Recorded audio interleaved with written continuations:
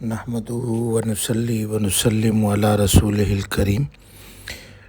الحمدللہ آج ہم سورہ البقرہ کی دو ایسی آیات پر گفتگو کرنے جا رہے ہیں جو ہمیں دین کی اصل روح اور وراثت ایمان کا تصور سمجھاتی ہیں۔ آیت نمبر 134 اور 135 سورہ البقرہ۔ یہ آیات نہ صرف تاریخ انبیاء کی روشنی میں ہیں بلکہ ان غلط فہمیوں کا رد بھی کرتی ہیں جو بعض قوموں نے ہدایت کو صرف اپنے لیے مخصوص سمجھا۔ یہ ہمیں بتاتی ہیں کہ نہ تو کوئی نسل نہ ہی کوئی قوم خود بخود جنت کی وارث بن سکتی ہے، بلکہ اصل کسوٹی ہے ایمان، اطاعت اور مکمل سر تسلیم۔ یہ سبق ہمیں سکھایا گیا ہے کہ جو لوگ گزر چکے ان کا معاملہ اللہ کے سپرد ہے۔ ہمیں فکر اس بات کی ہونی چاہیے کہ ہم خود کون ہیں، کیا کر رہے ہیں اور کس راہ پر چل رہے ہیں۔ جی تو آئیے ابتدا کرتے ہیں آیت نمبر 134 سورہ البقرہ۔ اعوذ باللہ من الشیطان الرجیم، بسم اللہ الرحمن الرحیم۔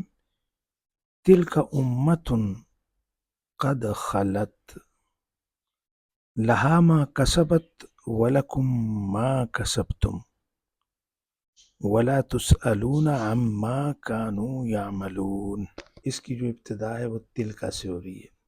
تو تلکا آپ نے پڑھا، اس میں اشارہ ہے، اس میں اشارہ مبنی ہے، اور یہاں پہ یہ محلن کیا ہے، مرفوع، کیونکہ یہ مبتدا واقع ہو رہا ہے۔ اور اگر اس کو الگ الگ کر کے پڑھیں گے تو آپ کہیں گے کہ اس میں تے جو ہے یہ اصل میں اس میں اشارہ ہے، ٹھیک ہے،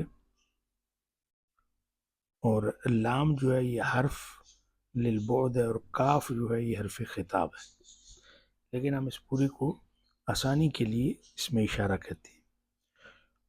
محلن مرفوع ہے، مبتدا امتن یہ خبر ہے، تو یہ بھی مرفوع ہے، تا کے اوپر آپ کو تنوین نظر آ رہی ہے، تو ایک پیش اس کی رفع کی نشانی ہے اور دوسرا پیش جو ہے وہ تنوین ہے، اور یہ جملہ پورے کا پورا مبتدا اور خبر، اس کو ہم جملہ استئنافیہ کہیں گے، ایک نیا جملہ ہے۔ قد حرف تحقیق ہے، یہ پہلے گزر چکا ہے۔ خلط یہ فعل ماضی ہے، خلا صحیح خلط ہے، یعنی واحد مؤنث غائب کا صیغہ ہے، اور اس میں جو تا آپ کو نظر آ رہی ہے نا، اس کو تا التانیث کہتے ہیں، لا محل لہا من الاعراب ہوتا ہے۔ لیکن یہ جو خلا کا یہاں پہ فعل ہے، اس کو ہم فعل ماضی تو کہیں گے، لیکن یہ مبنی کس پہ ہے؟ وہ الفتحہ المقدرہ علی الالف المحذوفہ، اس میں جو الف معذوف ہے، خلا میں الف معذوف کر دیا گیا، چونکہ وہ خود ساکن تھا، اس کے بعد تا التانیث بھی ساکن ہے، تو چونکہ وہ کمزور حرف میں سے تھا اس لیے اس کو گرا دیا گیا اور تا کو اپنی جگہ پہ رکھا گیا، تو التقاء ساکنین کی وجہ سے اس الف کو معذوف کر دیا گیا، حذف کر دیا گیا، اور اس کے اوپر ایک فتحہ تھی جس پہ یہ فعل مبنی ہے، اور اس کے اندر فاعل ایک ضمیر ہے مستتر جوازن، اور وہ ہے ہیا۔ ہیا کس کی طرف لوٹتی ہے؟ امہ کی طرف، اور یہ جو جملہ فعلیہ ہے قد خلت، یہ محلن مرفوع ہے، یہ امتن کی صفت ہے۔ تو آپ دیکھیں کہ جملے کا جملہ پورا بھی صفت واقع ہوتا ہے، امہ موصوف ہوا، ما، اور اس کے آگے ہے لہا، قد خلت لہا، لا حرف جر ہے، ہا ضمیر متصل ہے، مبنی ہے، اور محلن مجرور ہے، اور یہ جار اور مجرور کس سے متعلق ہے؟ وہ ایک خبر مقدم سے متعلق ہیں جو محذوف ہے۔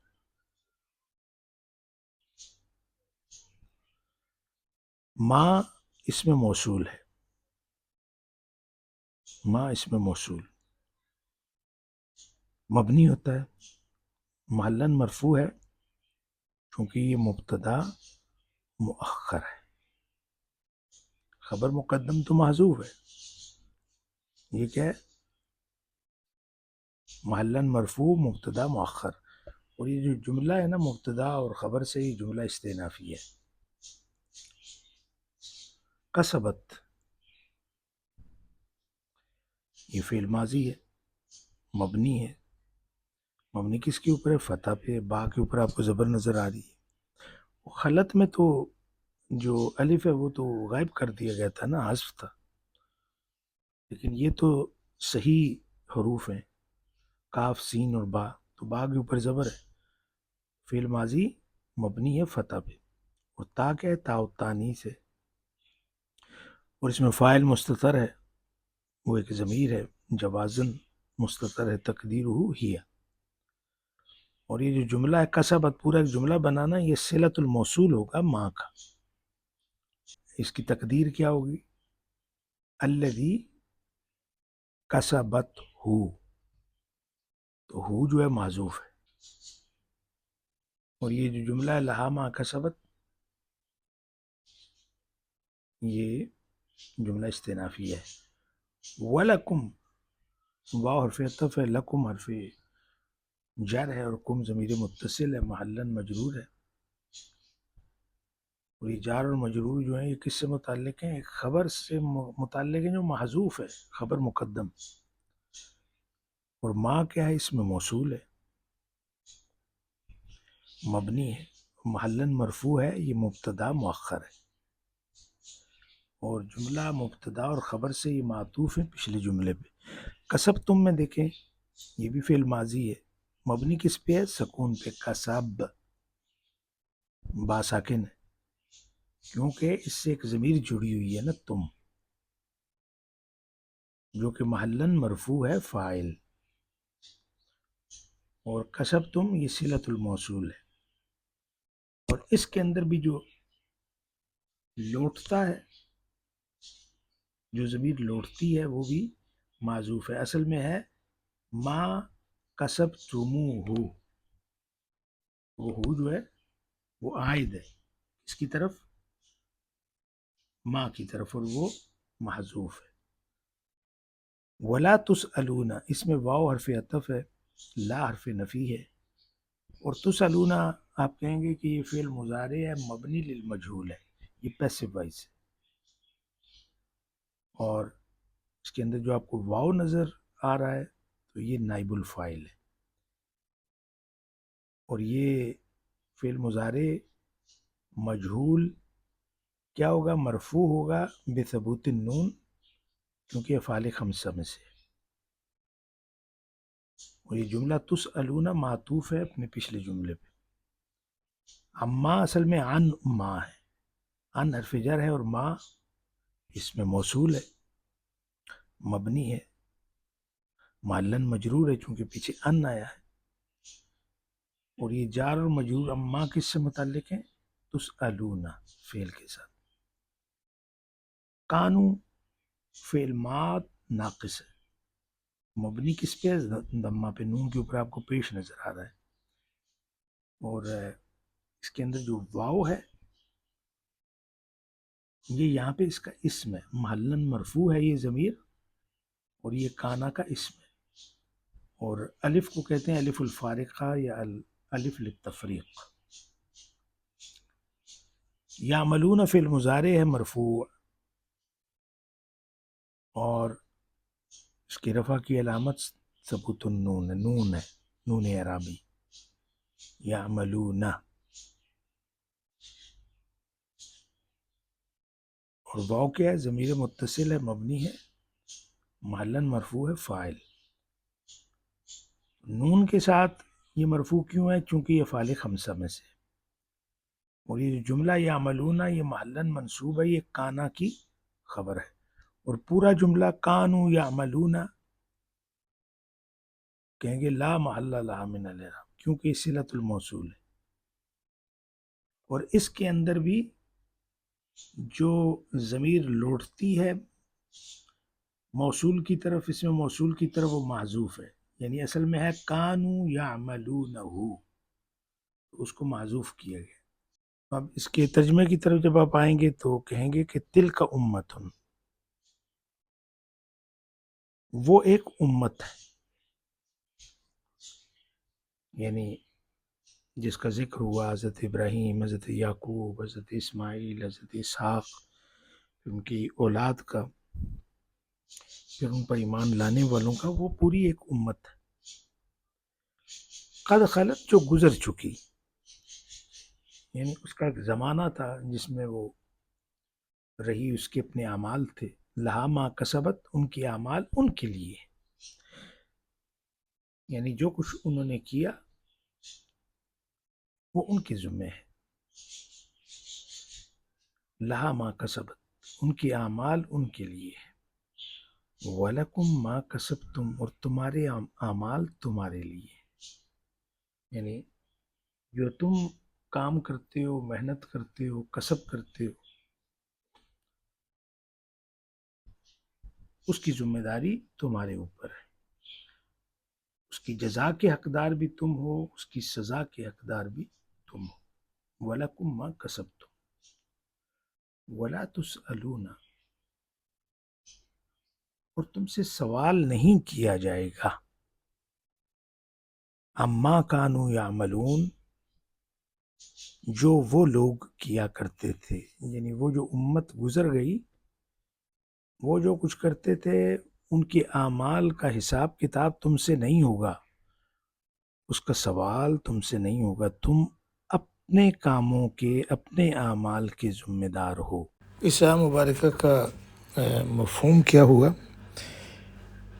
یہ آیت ان لوگوں کے لیے ایک واضح پیغام ہے جو اپنے آباء و اجداد پر فخر کرتے ہیں اور ان کی نیکیوں پر فخر کرتے ہیں اور سمجھتے ہیں کہ ان کے اچھے عمل ہمیں بھی فائدہ دیں گے۔ اللہ تعالیٰ فرماتے ہیں جو لوگ گزر چکے ان کا حساب ان کے اعمال کے مطابق ہوگا، ان سے پوچھا جائے گا، تمہیں ان کے بارے میں نہیں پوچھا جائے گا، بلکہ تم سے تمہارے اعمال کا حساب ہوگا۔ تو ایمان، عمل صالح اور تقوی ہر شخص کی ذاتی ذمہ داری ہے، وراثت یا نسبتیں کافی نہیں ہوتی۔ تو اگلی آیت مبارکہ کو دیکھیں، بسم اللہ الرحمن الرحیم، آیت نمبر 135 سورہ البقرہ۔ وَقَالُوا كُونُوا هُودًا أَوْ نَصَارَىٰ تَهْتَدُوا قُلْ بَلْ مِلَّةَ إِبْرَاهِيمَ حَنِيفًا وَمَا كَانَ مِنَ الْمُشْرِكِينَ۔ یہاں پہ جو واو ہے یہ حرف استئناف ہے۔ حرف استئناف کا مطلب ہے کہ ایک نیا جملہ شروع ہو رہا ہے۔ قالو فعل ماضی ہے، مبنی ہے ضمہ پہ، لام کے اوپر پیش ہے، اور واو، یہ واو الجماعہ ہے، ضمیر متصل ہے، مبنی ہے، محلاً مرفوع، فاعل ہے، اور الف ہے الف الفارقہ، اور یہ جملہ قالو جملہ استئنافی ہے۔ کونو یہ فعل امر ہے، کانا سے ہو جاؤ، تو ہم کہیں گے فعل امر ناقص، مبنی کس پہ ہے؟ حذف النون پہ۔ اصل میں تو تھا نا تکونون، تو فعل مضارع کو ہٹایا تا کو، اور پھر جب امر بنایا تو نون بھی ہٹا دیا، تو کیا بنا؟ کونو، کیونکہ یہ افعال خمسہ میں سے واو ضمیر متصل ہے، مبنی ہے سکون پہ، محلاً مرفوع ہے، کانا کا اسم ہے۔ ہودن یہ خبر ہے کانا کی، منصوب اور اس کی نصب کی علامت الفتحۃ الظاہرہ ہے۔ او حرف عطف ہے، نصارہ یہ معطوف ہے کس پہ؟ ہودن پہ۔ تو اس کے بارے میں ہم یہ کہیں گے کہ یہ بھی منصوب ہے، لیکن اس کے نصب کی علامت الفتحہ المقدرہ علی الالف للتعذر، اور یہ جو جملہ ہے کون ہودن و نصارہ، یہ محلاً منصوب ہے، مقول القول، کالو کے بعد آیا نا، اس کی سٹیٹمنٹ ہے۔ تہتدو یہ فعل مضارع مجزوم ہے، کیونکہ یہ امر کا جواب ہے، اس لیے ہم اس کو کیا کہیں گے کہ فعل مضارع مجزوم لوقوعہ جواباً للامر، اس کا چونکہ جواب آیا ہے تو یہ بھی مجزوم ہوگا، اور اس کے جزم کی نشانی اس کے نون کا حذف ہونا ہے کیونکہ یہ فعال خمسہ میں سے، اور واو ضمیر متصل ہے، محلاً مرفوع ہے، فاعل، اور الف کیا ہے؟ الف الفارق کا۔ اور یہ جملہ ہے نا تحتدو، اس کو کہیں گے لا محل لہا من الاعراب، کیونکہ یہ جواب شرط مقدر غیر مقترن بالفاء ہے، کیونکہ جواب شرط پہ تو فا آتا ہے نا، تو لیکن اس جملے کے اوپر فا نہیں آیا۔ قل فعل امر ہے، مبنی علی السکون ہے، اور اس کے اندر فاعل ایک ضمیر ہے مستتر وجوباً ہے، وہ ہے انت، اور یہ جملہ کل استئنافی ہے۔ بل کو کہتے ہیں حرف اضراب، یہ پہلے بھی گزر چکا ہے۔ بعد میں ایک نئی جب بات کرنی ہوتی ہے جو پہلے سے مختلف ہو، یہ حرف اضراب لگاتے ہیں، یعنی پہلے جملے کی نفی ہے۔ ملتا، بلکہ یہ ایک ملت ہے، ملتا مفعول بہی ہے، کس کا؟ ایک فعل محذوف کا،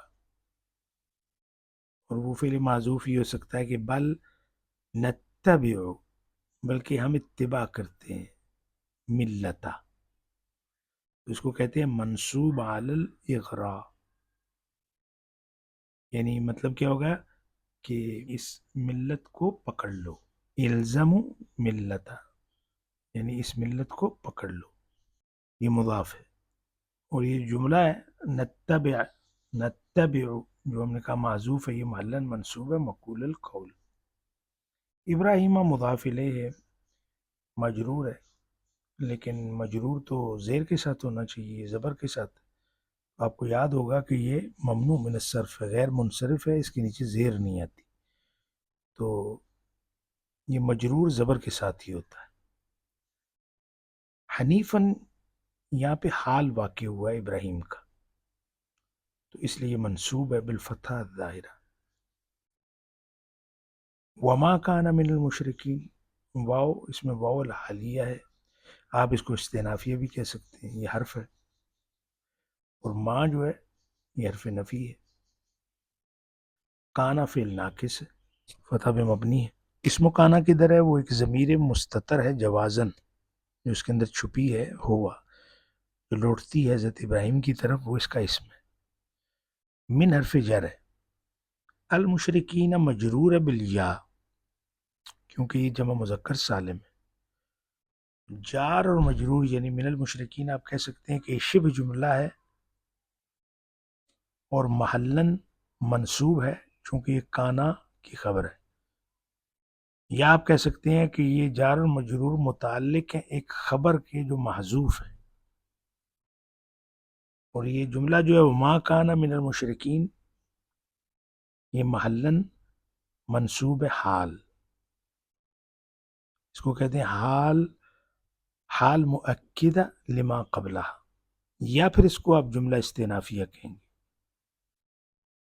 اگر آپ واو کو حرف استئناف مانتے ہیں۔ مطلب اس کا کیا ہوا؟ وقالو، اور انہوں نے کہا، اور اہل کتاب تھے نا، انہوں نے کہا کون ہودن و نصارا، یہودی ہو جاؤ یا نصرانی ہو جاؤ، دونوں صورتوں میں تہتدو، تم ہدایت پا جاؤ گے۔ قل، اے اللہ کے رسول آپ کہہ دیجئے، یعنی بیچ میں بات چھپی ہوئی ہے کہ ایسی بات نہیں ہے، بلکہ ملت ابراہیم حنیفہ، میں نے کہا تھا نا کہ یہاں پہ ایک فعل محذوف ہم مانتے ہیں نتبعو، کہ کہہ دیجئے بلکہ ہم تو حضرت ابراہیم کی ملت، آپ کے دین کی پیروی کرتے ہیں، حنیفن جو ہر باطل سے جدا ہے، حنیف ہے، یہ اس کا حال ہے۔ وما کان من المشرکین، اور وہ یعنی حضرت ابراہیم مشرکوں میں سے نہ تھے۔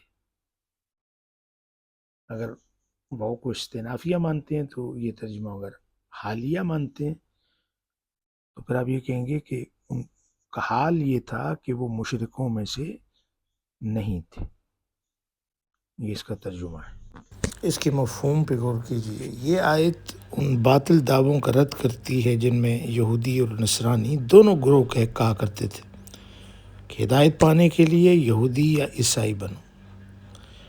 اللہ تعالیٰ اپنے نبی پاک صلی اللہ علیہ وسلم سے فرماتے ہیں کہ اے نبی کہہ دیجیے نہیں، بلکہ ہم تو حضرت ابراہیم کے سچے دین کے پیروکار ہیں جو ہر باطل سے الگ اور صرف ایک اللہ کے ہو گئے تھے۔ حضرت ابراہیم کا دین خالص توحید پر مبنی تھا، نہ وہ یہودی تھے نہ عیسائی تھے، بلکہ اللہ تبارک و تعالیٰ نے کیا فرمایا کہ وہ مسلم تھے اور شرک سے پاک تھے۔ اس آیت سے یہ بات بالکل واضح ہو جاتی ہے کہ ہدایت کسی قومیت، فرقے یا برادری کا نام نہیں، بلکہ سچے عقیدے، توحید اور خالص عمل کا نام ہے۔ تو آج کے لیے اتنا ہی کافی ہے۔ انشاءاللہ کل اگلے سیشن میں ہم دوسری آیات کے ساتھ حاضر ہوں گے۔